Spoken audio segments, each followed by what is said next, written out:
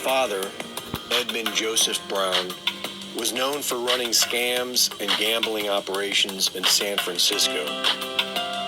With the help of businessman William Newsome II, Pat Brown became governor of California for 2 terms. During his governorship, he awarded the Squaw Valley concession contract to William Newsome III and his partner, John Pelosi. The deal was criticized for the state of California paying for everything and getting nothing. William Newsome III grew up with the governor's son, Jerry, who was training to be a Jesuit priest. John Pelosi's son, Paul, married Nancy D'Alessandro, daughter of Thomas D'Alessandro Jr., who was known for smuggling heroin into the U.S. with Lucky Luciano and the Baltimore Mafia.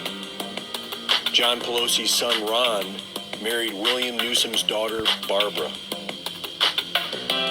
Over ongoing disputes about the Squaw Valley concession, William Newsome Sr. threatened to hurt the governor politically, just as Governor Brown was running for a 3rd term against Ronald Reagan. He lost. But 8 years later, the former governor's Jesuit son, Jerry, reclaimed the governorship in 1974.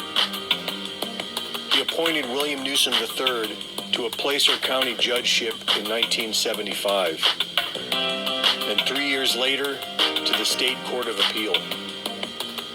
William Newsome was an attorney for oil magnate J. Paul Getty, named in the 1966 Guinness Book of World Records as the world's richest private citizen. And while serving on the appellate bench in the 1980s, he helped Getty's son, Gordon, secure a change in state trust law that allowed him to claim his share of a multi-heir trust. After Newsome retired from the bench, he became administrator of the Getty Trust and provided seed money for his son Gavin Newsome, Nancy Pelosi's nephew, to start the plump jack business that led to a career in San Francisco politics as mayor of San Francisco and lieutenant governor of the state of California. Gavin Newsome was informally adopted by the Gettys after his parents divorced, and recently succeeded family friend Jerry Brown to be the current governor of California. For 80 years, these 4 families have ruled over the state of California politically. And with the help of Kamala Harris, Maxine Waters, Adam Schiff, and Dianne Feinstein, California's uncontrollable state government spending has amounted to over $2 trillion in debt and the highest tax rates in the country. The homelessness population is on the rise so much that a typhus outbreak has reached epidemic levels.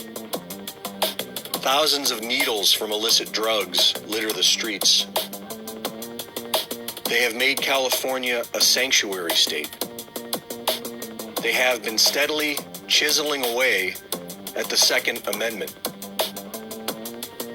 They have passed laws for mandatory vaccinations, and they continue to aggressively oppose our president on every front.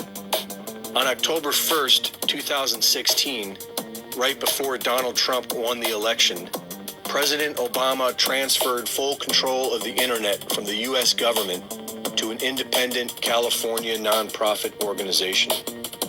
In a cyber war scenario, the U.S. government may not have control over the internet.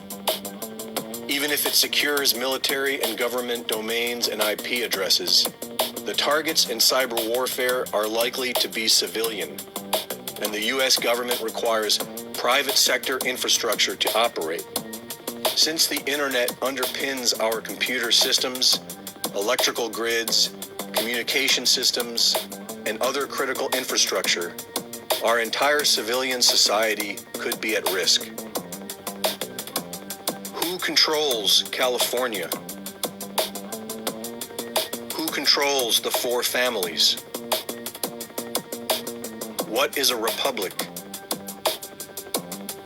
For NewsWars.com, this is Greg Reese.